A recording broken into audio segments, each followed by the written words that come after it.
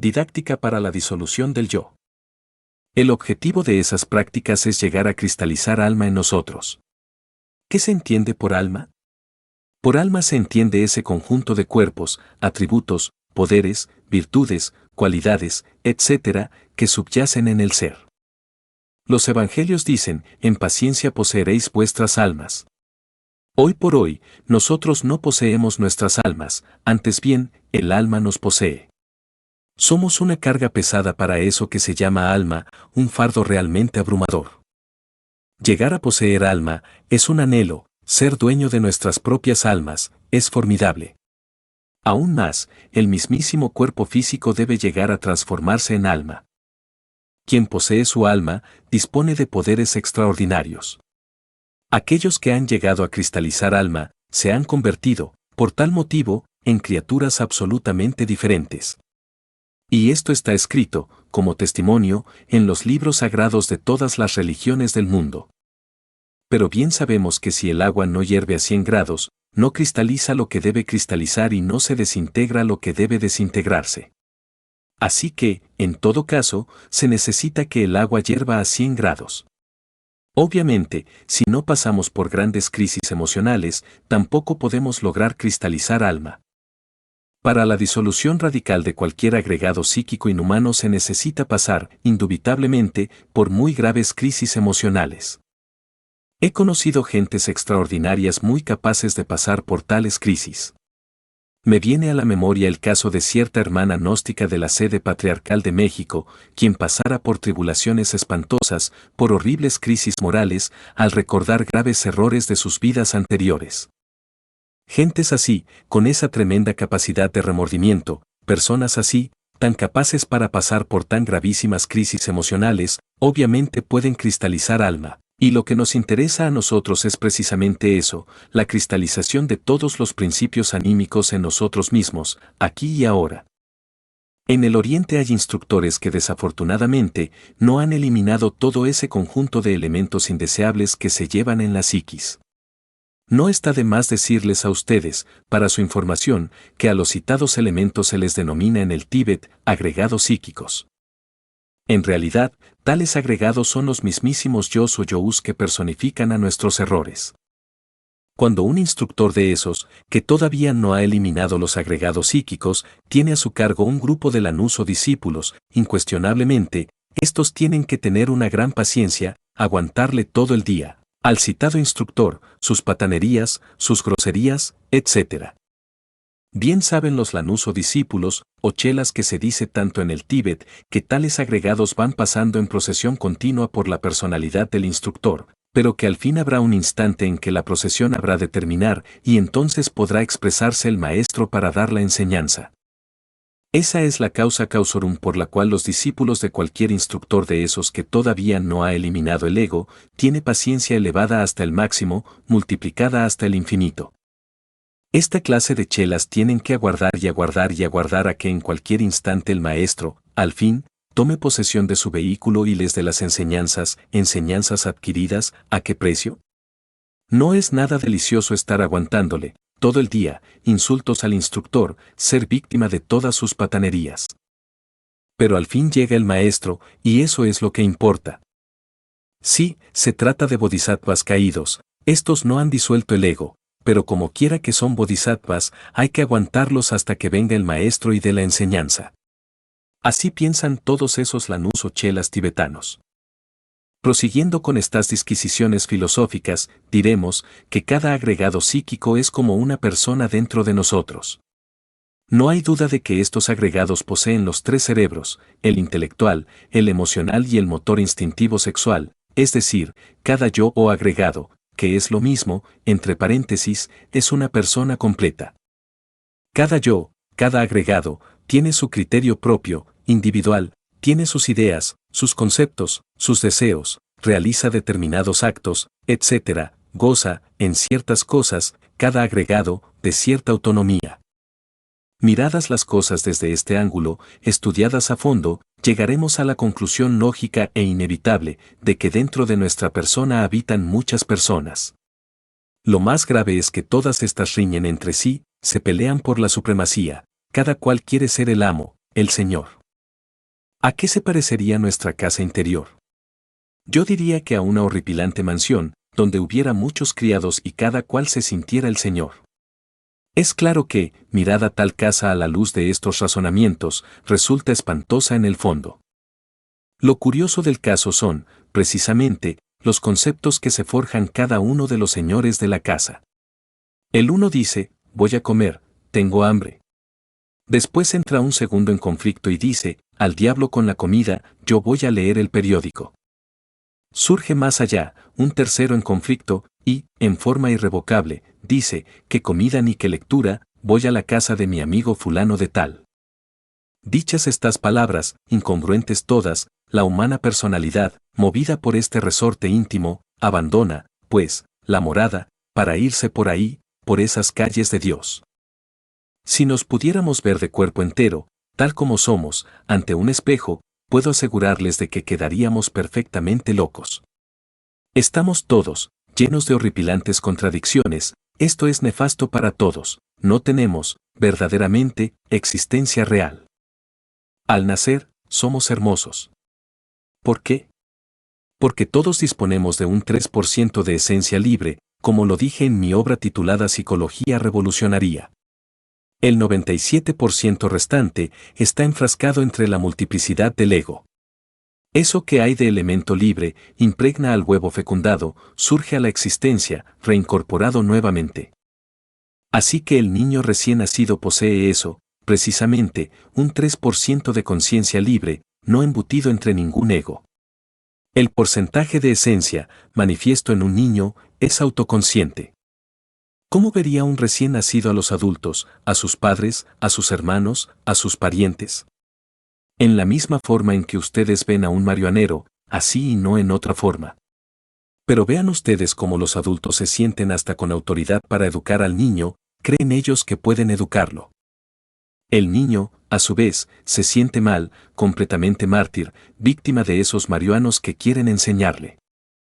Él los ve desde su propio ángulo, está despierto, percibe los agregados psíquicos de sus genitores, de sus parientes, de sus hermanos. También suele percibir a sus propios agregados, que entran y salen del recinto, que dan vueltas alrededor de la cuna, etc. A veces las visiones son tan espantosas que el niño no puede menos que llorar aterrorizado. Los genitores, los padres no entienden estas ocurrencias del infante. A veces acuden al médico. En el peor de los casos se van en busca de los espiritistas a ver si por ahí hay algún espiritista o algún médium de mal agüero le logra arreglar el caso. Ese es el estado insólito en que vive la humanidad doliente. En todo caso, el pobre infante es víctima de todas esas locuras de los mayores. Él, con paciencia, no le queda más que soportar el látigo de los verdugos. Esa es la cruda realidad de los hechos. Posteriormente, cuando ya la humana personalidad está formada en verdad, comienza a entrar, en el cuerpo del infante, todos esos agregados psíquicos, inhumanos, que le pertenecen. Entonces se notan cambios en la criatura, se vuelve berrinchuda, molestosa, celosa, iracunda, etcétera, etcétera, etcétera, y otras tantas hierbas. Es lamentable esto, ¿verdad? Pero así es.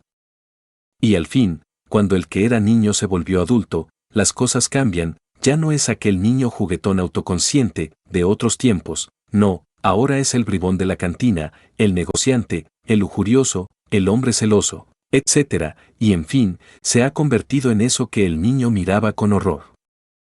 Es claro que la criatura se horrorizaba al ver al adulto, ahora el niño se ha vuelto adulto, y lo peor del caso es que se le ha dormido la conciencia, ya no es capaz de mirarse con horror a sí mismo.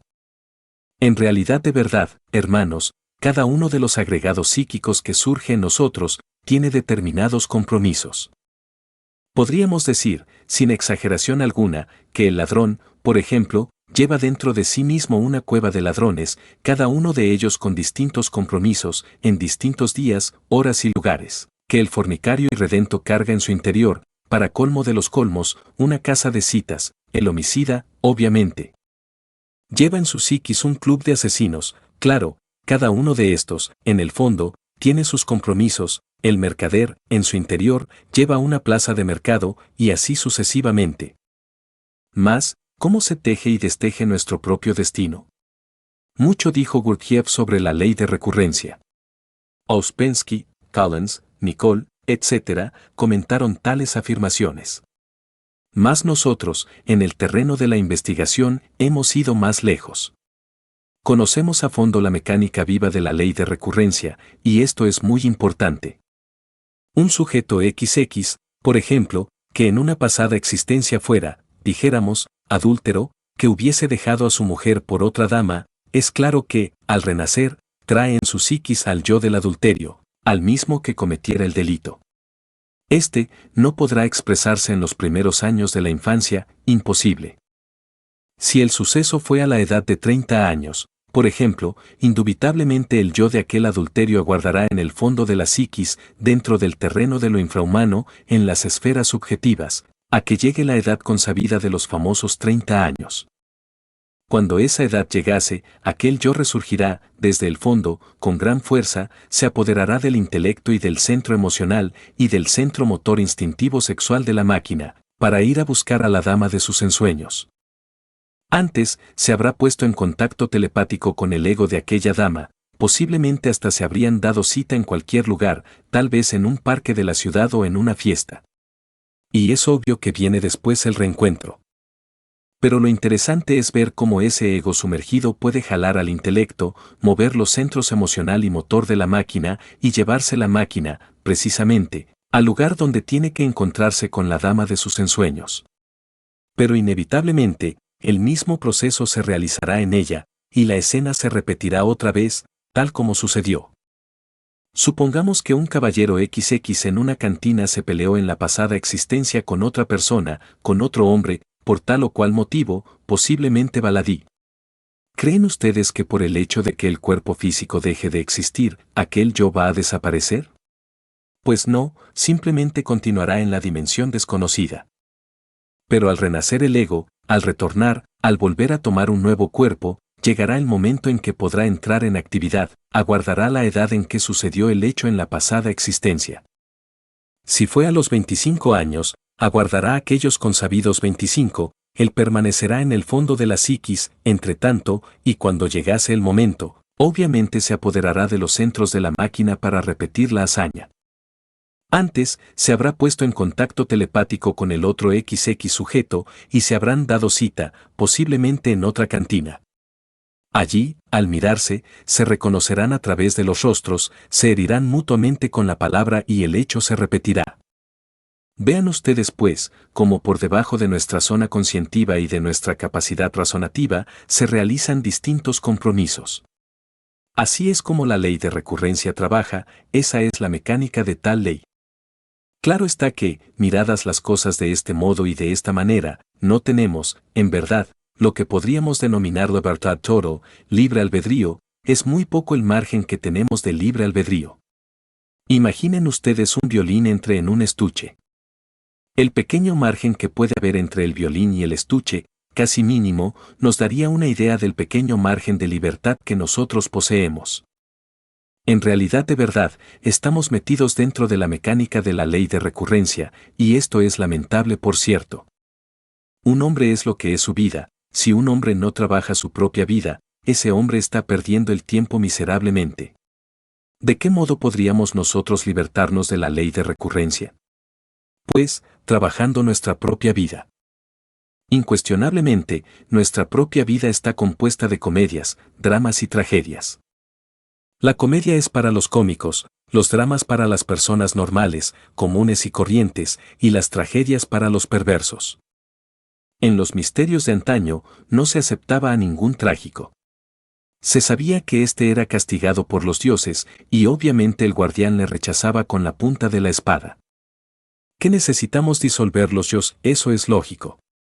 Estos son los actores de las comedias, dramas y tragedias. ¿Podría, acaso, haber una comedia sin cómicos? ¿Podría existir un drama sin actores? ¿Creen ustedes que podría desarrollarse, en cualquier escenario del mundo, alguna tragedia sin trágicos, sin actores? Obviamente que no, ¿verdad? Entonces, si queremos cambiar nuestra propia vida, ¿qué debemos hacer? No nos queda más remedio que disolver a los actores de comedias, dramas y tragedias. ¿Y quiénes son esos actores? ¿Dónde viven y por qué? Yo les digo a ustedes, en verdad, que esos actores son del tiempo. En realidad, cada uno de esos actores viene de antiguas edades. Si decimos que el yo es un libro de muchos tomos, estamos asegurando una gran verdad. Si afirmamos que el ego viene de muchos ayeres, es cierto. Entonces, el ego es tiempo, los yous personifican al tiempo, son nuestros propios defectos, nuestros propios errores, contenidos en el reloj del tiempo, son el polvo de los siglos, en el fondo mismo de nuestra psiquis. Cuando uno conoce la didáctica precisa, para la disolución de esos elementos indeseables que se lleva adentro, consigue insólitos progresos. Se hace indispensable, urgente, inaplazable, conocer con exactitud la didáctica. Solo así es factible la desintegración de esos elementos indeseables que se llevan dentro. En alguna ocasión, nació en la Atlántida un iniciado. Ese hombre se desenvolvió en un hogar delicioso, donde solamente reinaba la armonía, la amistad, la sabiduría, la riqueza, la perfección, el amor. Mas llegó el momento en que aquel hombre, a través de las diversas técnicas y disciplinas de la mente, consiguió el autodescubrimiento. Entonces, con horror, se dio cuenta de que llevaba en su interior elementos abominables, comprendió que necesitaba de un gimnasio especial, de un gimnasio psicológico, y es claro que en aquel ambiente de perfecciones, no existía tal gimnasio. No le quedó más remedio que abandonar la casa de sus padres, y situarse por ahí, en los suburbios de cualquier ciudad atlante, se creó a sí mismo el gimnasio psicológico, un gimnasio que le permitió el autodescubrimiento de sus propios defectos. Claro, desintegró los agregados psíquicos y se liberó. En verdad, mis estimables hermanos, que las peores adversidades nos ofrecen las mejores oportunidades. Constantemente llegan a mí cartas de distintos hermanitos del movimiento gnóstico internacional, unos se quejan de su familia, de su papá, de su mamá, de sus hermanitos, otros protestan contra la mujer, contra los hijos. Aquellas hablan con horror de su marido, etc., y piden, naturalmente, un bálsamo para consolar su adolorido corazón.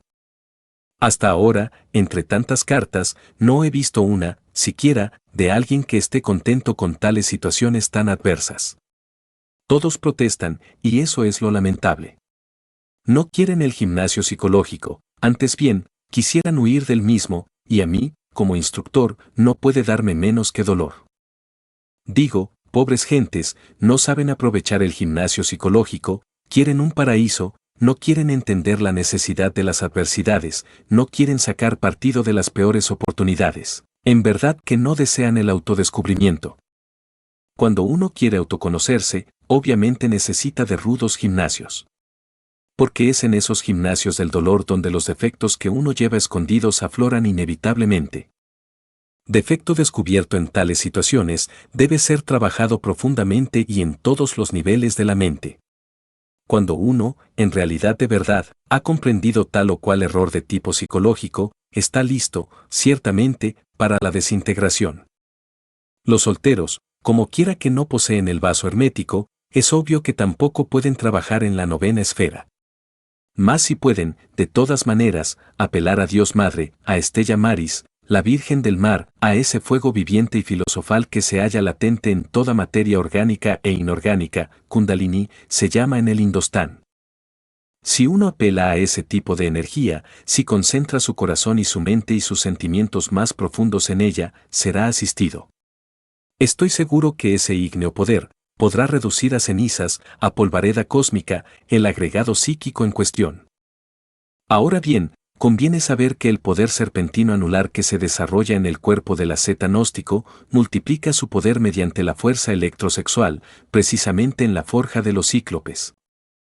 Por todos estos motivos, la mujer que tiene varón, o el hombre que tiene sacerdotisa o mujer, podrán trabajar realmente, y a fondo, precisamente durante la cópula química. Entonces solo les basta la debida concentración en Devi Kundalini, ella es la cobra sagrada de los antiguos misterios, y claro que reforzada con el poder eléctrico del sexo.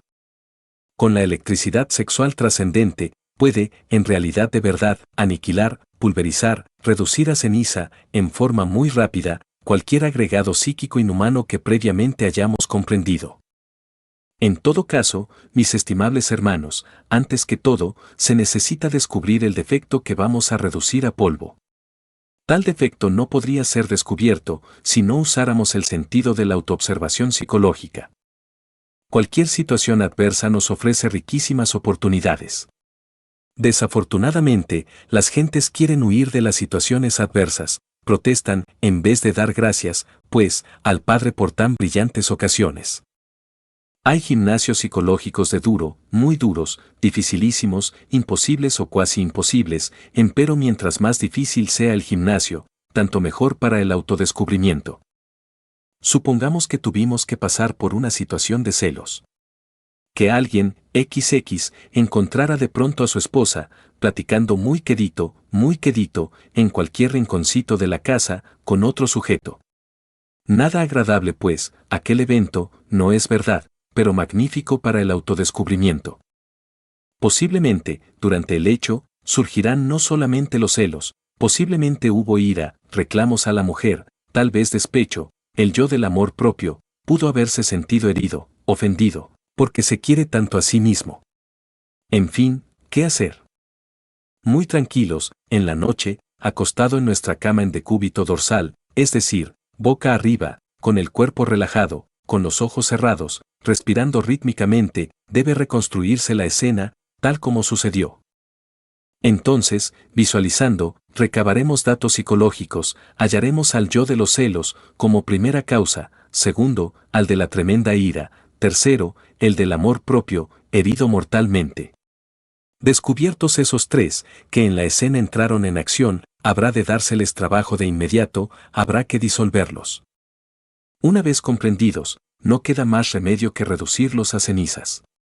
Se entrará a trabajar en todo caso de inmediato, ya en la novena esfera, o posiblemente solos. Claro que sobre esto que hablo, en esos momentos nadie tiene ganas de trabajar en la novena esfera, está tan ofendido que lo único que le convendría sería un buen baño y darse 1 kilo de jabón, a ver si así se le pasa. Pero si a pesar de todo logra tener cierto autodominio como para trabajar en la forja de los cíclopes, tanto mejor.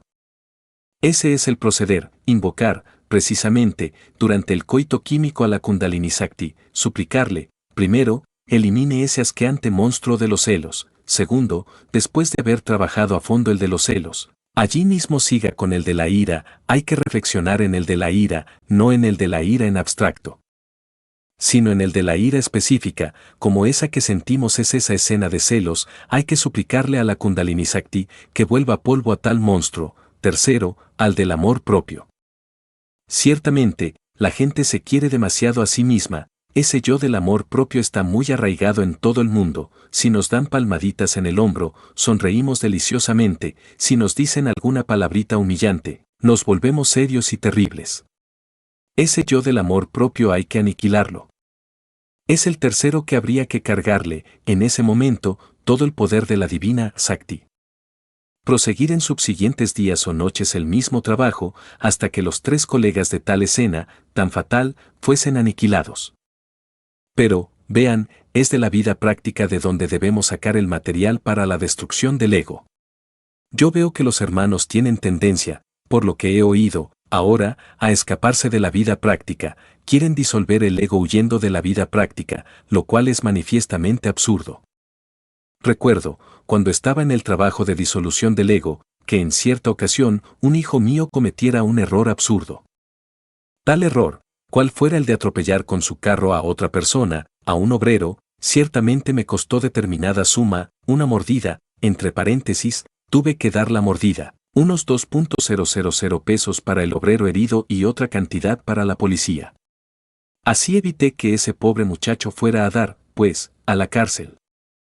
Pero ahí no termina la cuestión. La realidad fue que cuando hube de ir a cancelar la deuda, el hijo aquel, en vez de agradecer, protestaba con cierta violencia. Él no estaba de acuerdo en que yo le diera esos 2.000 pesos al pobre e infeliz obrero, pero a mí me pareció justo que debía dárselos, y se los di. En la protesta hubieron palabras, si no por los menos de carácter grotesco, si bastante ingratas. Ira no sentí, debido al hecho de haberla disuelto, cierto dolor en el corazón, sí.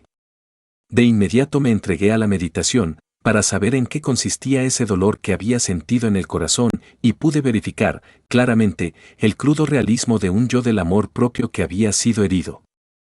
Como quiera que el sentido de la autoobservación psicológica lo tengo bien desarrollado, no me fue difícil percibir, en forma directa, tal yo, le hallé, ciertamente, bañándose muy feliz en un patio con aguas negras. De inmediato lancé algunas cargas de electricidad sexual trascendente contra el desdichado. Lo trabajé por unos días y al fin se fue reduciendo poco a poco, hasta tomar la forma de un niño, y siguió reduciéndose hasta volverse polvareda cósmica. Así es como se trabaja, mis estimables hermanos. Pero ¿de dónde saqué yo el material para trabajar? De un hecho concreto claro y definitivo. Pero veo en los hermanos la tendencia a escapar, a huir de los hechos prácticos de la vida, y eso es absurdo, completamente absurdo. En alguna otra ocasión, y me gusta, entre paréntesis, dar ejemplos vividos, con propósitos de orientación colectiva, estoy yo muy afectado con cierta irritabilidad, por palabras de aquel hijo, que no eran por cierto muy hermosas. Mantuve siempre control sobre mi mente y nunca exploté, jamás rasgué mis vestiduras. En verdad, esto fue un triunfo, pero no hay duda de que allá adentro, muy adentro, no dejaban de producirse algunas reacciones nada agradables. Cuando exploré eso con el sentido de la autoobservación psicológica, con gran asombro descubrí un yo muy fornido, muy robusto, bastante gordito por cierto, peludo, como un oso, andando por el corredor de mi vieja casona señorial. Ah, cuán escondido estabas, condenado, le dije, ahora sí que te voy a dar, chicharrón, ya conmigo no puedes, te amolaste. Conclusión, apelé a Devi Kundalini Sakti. Conforme lo trabajaba, iba perdiendo aquel monstruo volumen, se iba empequeñeciendo en forma didáctica y a medida que se empequeñecía, se embellecía también.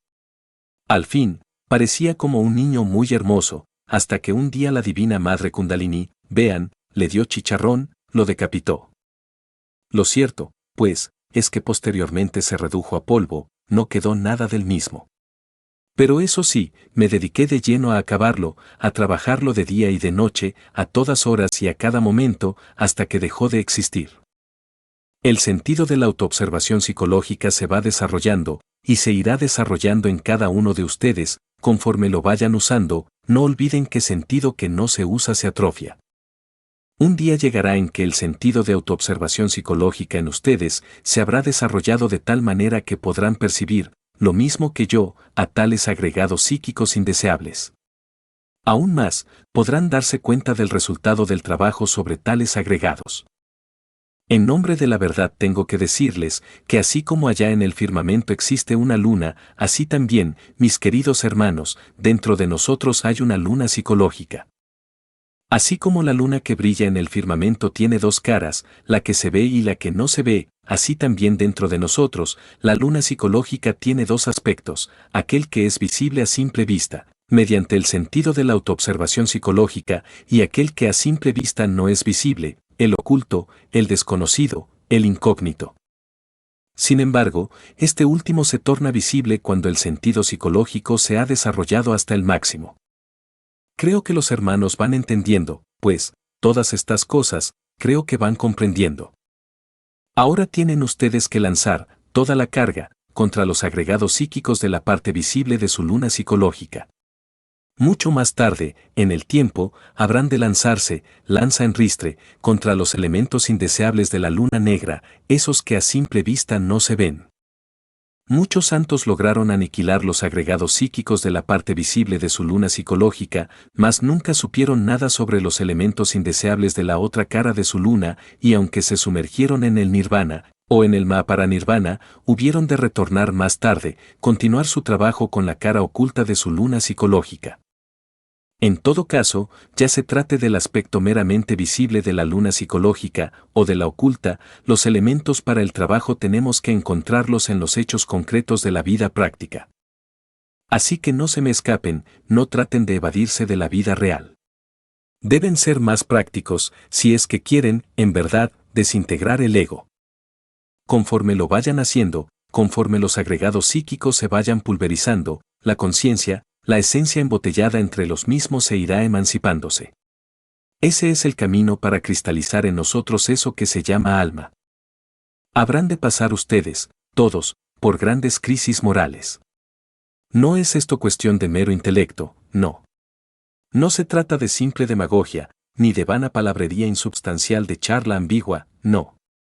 Repito lo que ya dije, aunque me haga cansón, que si el agua no hierve a 100 grados, no se cocina lo que tiene que cocinarse y no se desintegra lo que tiene que desintegrarse.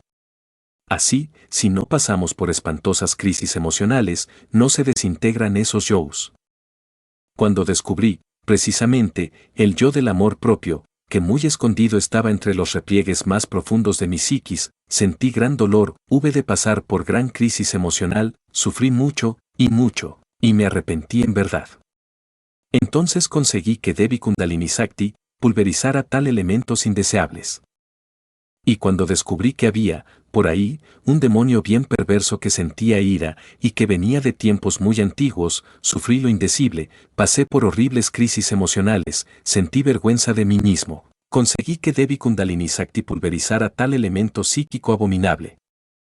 Así pues, no se escapen, los elementos indeseables los encontrarán ustedes en el terreno de la vida práctica. Todo lo que se necesita es estar alertas y vigilantes como el vigía en época de guerra. Estamos hablando, sí, estamos hablando, pero, tal vez, ¿qué palabras estoy diciendo? Así tenemos que estar, alertas con nuestras palabras. ¿Tenemos emoción? Si tenemos, ¿qué clase de emociones? Tal vez nos estamos emocionados por algún tango, o nos den ganas de cantar las canciones de Carlos Gardel. ¿Qué clase de emociones tenemos? ¿Son buenas o malas? ¿Serán emociones altas o emociones simplemente inferiores? Eso de salir de una fiesta, pues, movidos por emociones inferiores, bailando algo meramente profano, ¿qué está indicando? De manera que en los hechos de la vida práctica debemos descubrirnos. Las emociones inferiores acusan, indican yo's emocionalmente inferiores que hay que desintegrar. Si nosotros no estirpamos, no hacemos sangrar, con el cuchillo de la autocrítica, las emociones inferiores, no será posible que se desarrolle en nosotros el centro emocional superior, que tan necesario es, precisamente, para recibir los mensajes que vienen de los mundos superiores. Así que es en la vida donde debemos autodescubrirnos. Tenemos que estar acechando nuestras propias palabras, nuestros propios pensamientos, nuestras propias ideas. ¿Qué de pronto llega a la mente un pensamiento lujurioso, una escena morbosa? ¿Ustedes creen va a llegar así porque sí? ¿Qué indica eso? No hay duda de que tras de ese cine nefasto de la mente, tras esa procesión de formas morbosas, algún yo de lujuria está en actividad. Sí, hay yo's de lujuria que se apoderan de los rollos esos que cargamos en el cerebro, rollos de recuerdos, de formas pasionarias en nosotros. El ego proyecta el cine, proyecta tales rollos sobre la pantalla del entendimiento. Si uno se identifica con esas escenas morbosas, fortifica también a tales yo's. Así que si en un instante de esos, somos asaltados por pensamientos de esta clase, se hace indispensable invocar a la divina Sakti Kundalini, para que con su flamígero poder extraordinario, reduzca a polvo a tal yo. Si no procedemos así, si antes bien nos identificamos con él mismo, si las escenas de lujuria nos encantan, entonces, en vez de ser disuelto tal yo, se fortificará extraordinariamente. Cada uno de nosotros tiene su conciencia embotellada entre todos esos personajes de los distintos dramas, comedias y tragedias de la vida, cada uno de nosotros tiene la conciencia embotellada entre los egos. Pues reduzcamos esos egos a polvo, y la conciencia será libre. Una conciencia libre, es una conciencia iluminada, es una conciencia que puede ver, oír, tocar y palpar las grandes realidades de los mundos superiores, es una conciencia omnisciente y divinal. El día que ustedes hayan aniquilado el ego en su totalidad, lo último que deberán aniquilar será, ¿qué? Los gérmenes del ego. Muerto el ego, quedan los gérmenes, que son terriblemente malignos. Estos gérmenes también deben ser desintegrados, reducidos a cenizas. Necesitamos tomar posesión de sí mismos, si es que queremos ser reyes y sacerdotes de la naturaleza, según el orden de Melquisedec. Y no podríamos tomar posesión de sí mismos, en tanto continuara la conciencia embutida entre los diversos elementos indeseables de la psiquis. La conciencia que ha tomado posesión de sí misma es una conciencia libre. Una conciencia que ha tomado posesión de sí misma es admitida en la orden de Melquisedec, es una conciencia omnisciente, iluminada, perfecta, y eso es lo que nosotros necesitamos.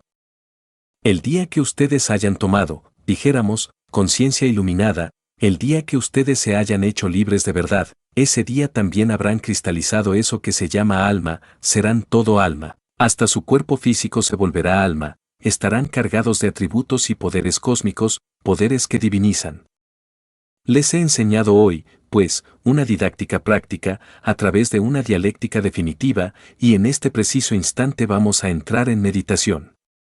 Pero antes, es necesario saber sobre qué vamos a trabajar, de lo contrario, no tendría sentido lo que vamos a hacer.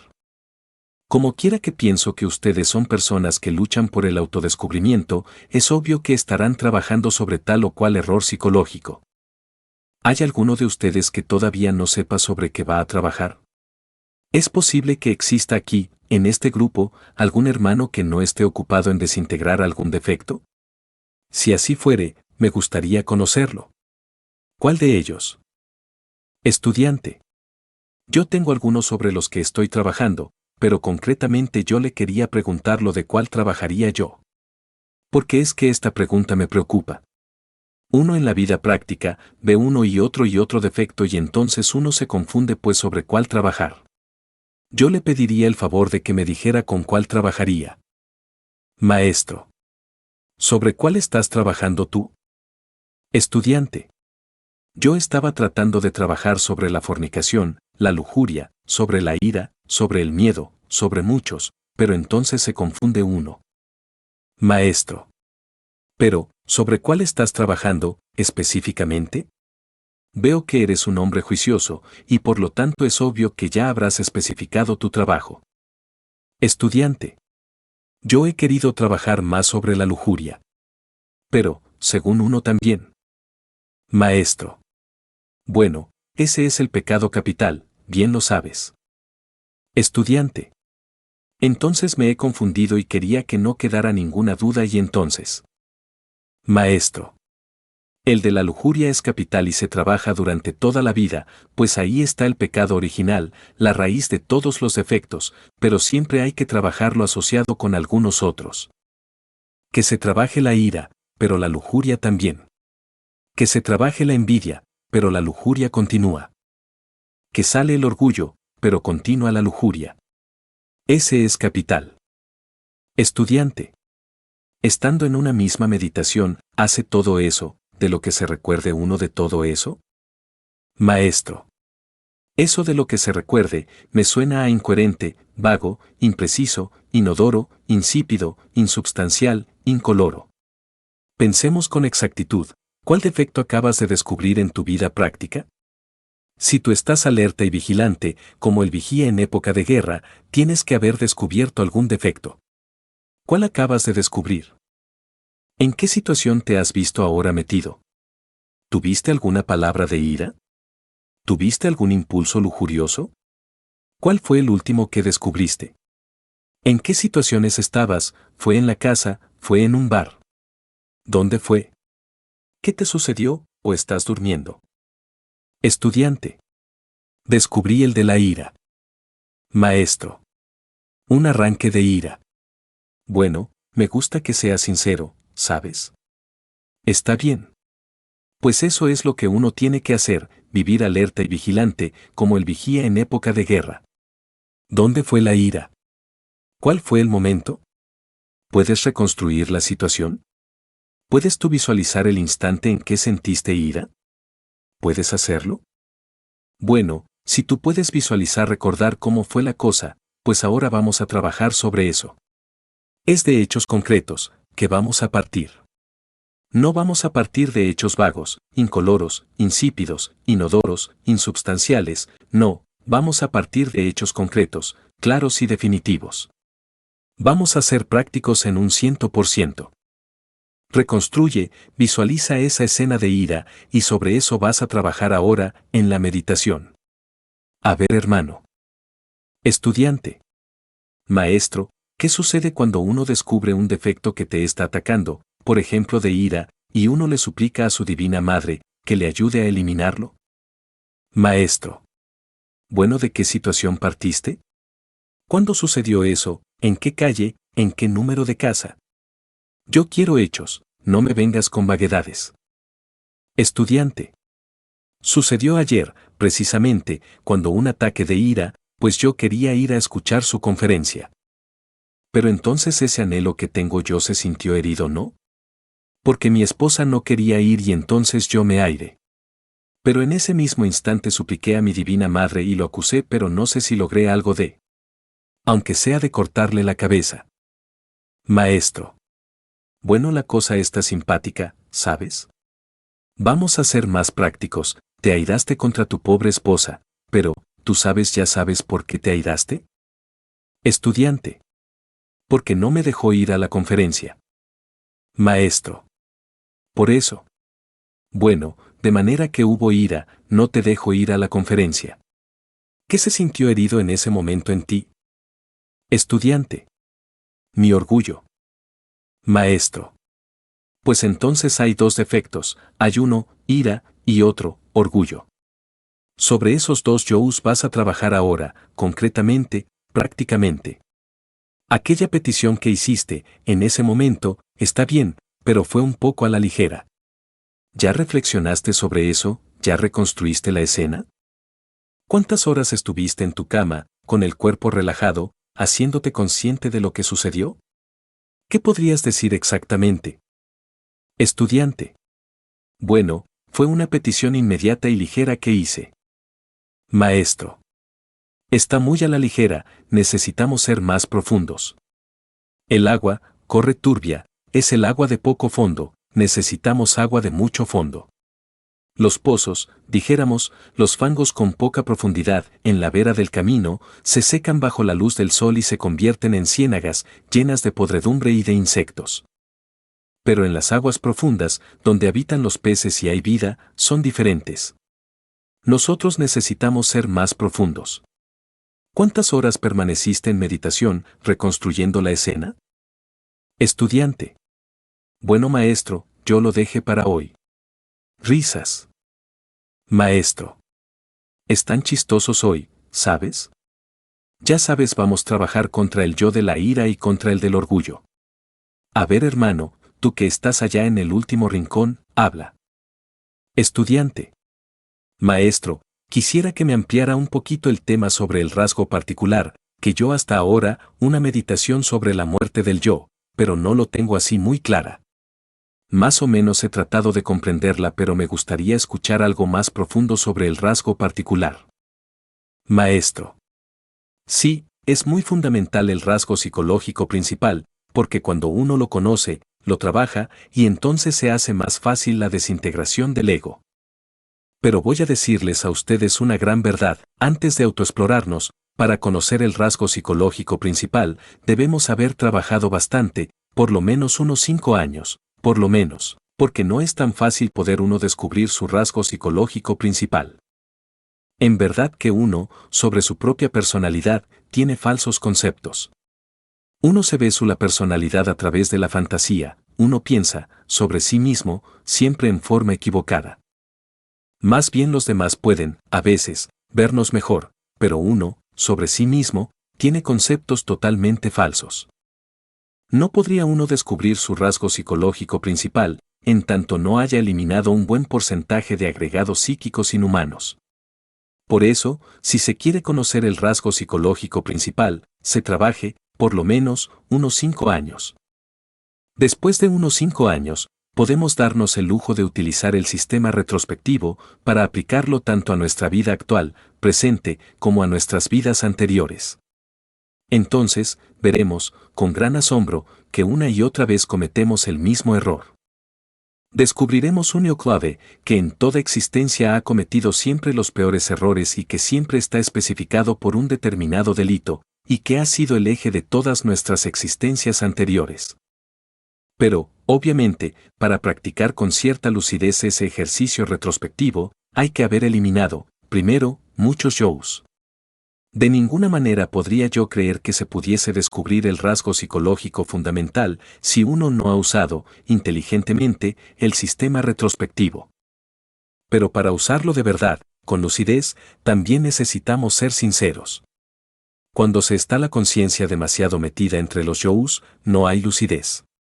Entonces el ejercicio retrospectivo, en esas condiciones, resulta incipiente, si no fantástico o equivocado. Ese es, pues, mi concepto. A ver, hermano, habla tú. Estudiante. Maestro, por ejemplo, en 2 eventos que a partir de la mañana hasta este momento, que he tenido, específicamente una reacción, digamos, cuando veo a 2 hermanos, sentí cierta reacción. Después, en otro evento, otra reacción que obedece a ciertos yous. En la meditación, ¿debo dedicarme a los 2 yous, o solo a uno? Maestro. Bueno, en la meditación de hoy dedícate a uno, a la primera. Más tarde te dedicas al otro. Ahora, para el trabajo, con fines de trabajo, dedícate a la primera. Estudiante. Y otra pregunta, para que ese yo, ese evento que se dejó fuera de esta meditación, no se engorde, ¿qué debemos hacer? Maestro. Tú dejas para otro momento, pero si no quieres que se engorde, no le des más alimento y verás que vuelve flaquito. Estudiante. Maestro, usted nos ha enseñado que debemos tener un orden y una precisión para la eliminación de los defectos, pero no sé, hay algo que no puedo captarle, al usted decirnos que defecto descubierto debe ser comprendido y eliminado. Tengo entendido que debe haber una sucesión dentro del trabajo y esto se lo pregunto, porque a uno durante el día se le manifiestan muchos defectos, digamos que en la mañana tuvo oportunidad la lujuria, salió al tablero y saltó el orgullo, va por la calle y le tiraron el carro, y notó la ira, entonces. Sí, una sucesión de hechos y manifestación de defectos. ¿Es tal vez por eso ha habido un mal entendimiento nuestro al buscar un rasgo psicológico? ¿Cómo podríamos entender eso y exactamente sobre qué se podría trabajar, maestro? Maestro. Hay que tener orden en el trabajo, claro está que sí, estoy de acuerdo. Pero en todo caso, pues, al llegar la noche, con tu cuerpo relajado, claro, pasarás a practicar el ejercicio retrospectivo sino sobre toda tu existencia o existencias anteriores, por lo menos, sí sobre el día. Entonces vas a visualizar, a reconstruir los eventos del día. Ya reconstruidos, numerados, clasificados debidamente, procederás al trabajo, primero un evento, al cual puedes dedicar digamos 15 minutos, 20, otro evento al que le puedes dedicar media hora, otro, al que le puedes dedicar 5 minutos, otro, al que le puedes dedicar 10, todo depende de la gravedad de los eventos. Así que, ya ordenados, puedes trabajarlos en la noche tranquilamente y por orden. Estudiante. Y al eliminarlos, eliminar todas esos. Maestro.